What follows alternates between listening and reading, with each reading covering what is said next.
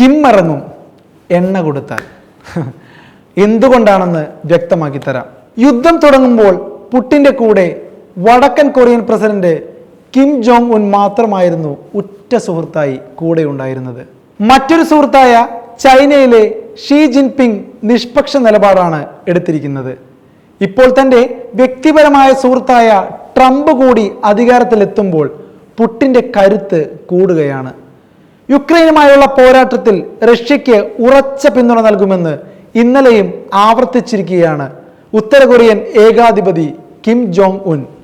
റഷ്യയുടെ പ്രതിരോധ മന്ത്രി ആൻഡ്രി ബെലോസോവുമായി നടത്തിയ കൂടിക്കാഴ്ചയ്ക്ക് പിന്നാലെയാണ് കിം ജോങ് ഉൻ നിലപാട് ആവർത്തിച്ചിരിക്കുന്നത്.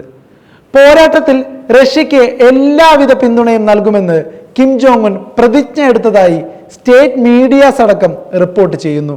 കഴിഞ്ഞ മാസങ്ങളിലായി 10,000-ഓളം സൈനികരെ ഉത്തര കൊറിയ റഷ്യയിലേക്ക് അയച്ചിരുന്നുവത്രേ. റഷ്യയുടെ അതിർത്തി മേഖലയിൽ പലയിടങ്ങളിലായി ഇവരെ വിന്യസിച്ചിരിക്കുകയാണ് എന്നും റിപ്പോർട്ടുകളുണ്ട്.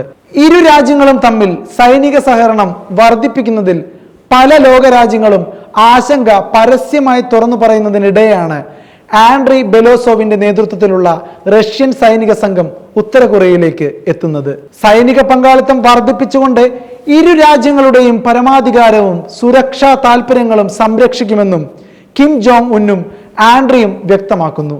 കൂടിക്കാഴ്ച വിജയകരമായിരുന്നുവെന്നും യോജിച്ച തീരുമാനങ്ങളാണ് നേതാക്കൾ പരസ്പരം സ്വീകരിച്ചതെന്നും സ്റ്റേറ്റ് മീഡിയ റിപ്പോർട്ടിൽ എടുത്തു പറയുന്നുണ്ട്. റഷ്യയുടെ പരമാധികാരവും പ്രാദേശിക അഖണ്ഡതയും സംരക്ഷിക്കാനുള്ള എല്ലാ നീക്കങ്ങൾക്കും ഉത്തര കൊറിയയുടെ പിന്തുണ ഉണ്ടാകുമെന്നാണ് കിം വാക്ക് കൊടുക്കുന്നത്.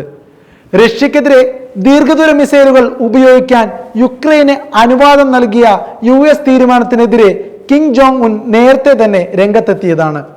അതേസമയം റഷ്യയുടെ ആയുധപ്പുര നിറയ്ക്കാൻ ഉത്തര കൊറിയ വലിയ രീതിയിൽ പീരങ്കികളും മിസൈലുകളും കയറ്റി അയച്ചുവെന്ന ആരോപണം ദക്ഷിണ കൊറിയ ഉയർത്തിയിട്ടുണ്ട്. ഈ വിഷയത്തിൽ ഇരു രാജ്യങ്ങളും ഔദ്യോഗിക പ്രതികരണത്തിന് തയ്യാറായിട്ടുമില്ല. പക്ഷേ റഷ്യയ്ക്ക് വേണ്ടി കൂലിപ്പടയായിട്ട് പോലും ഉത്തര കൊറിയൻ സൈനികർ യുദ്ധം ചെയ്യുന്നുണ്ടെന്നതാണ് വാസ്തവമെന്ന് പല മീഡിയാസും റിപ്പോർട്ട് ചെയ്യുന്നു. വടക്കൻ കൊറിയയ്ക്ക് ഈ വിഷയത്തിൽ ബിസിനസ് താല്പര്യങ്ങളുണ്ടെന്നാണ് ന്യൂയോർക്ക് ടൈംസിന്റെ വാദം. വടക്കൻ കൊറിയ നൽകിയ സൈനിക സഹായത്തിന് പകരം റഷ്യ നൽകിയത് എണ്ണയാണ്. അതും UN പ്രതിരോധം ലംഘിച്ച് 10 ലക്ഷത്തിലേറെ ബാരൽ എണ്ണ നൽകിയിട്ടുണ്ടെന്നാണ് UK-യിലെ ഗവേഷണ സംഘത്തിന്റെ വെളിപ്പെടുത്തൽ.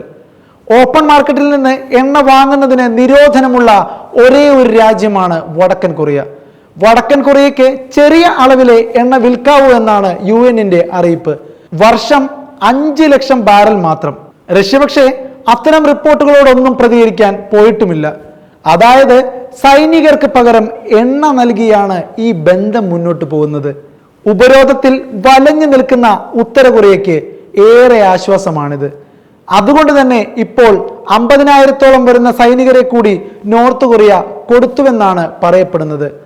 വരും ദിനങ്ങളിൽ ഇതും പുടിനെ കൂടുതൽ കരുത്തനാക്കുമെന്നാണ് പറയുന്നത്.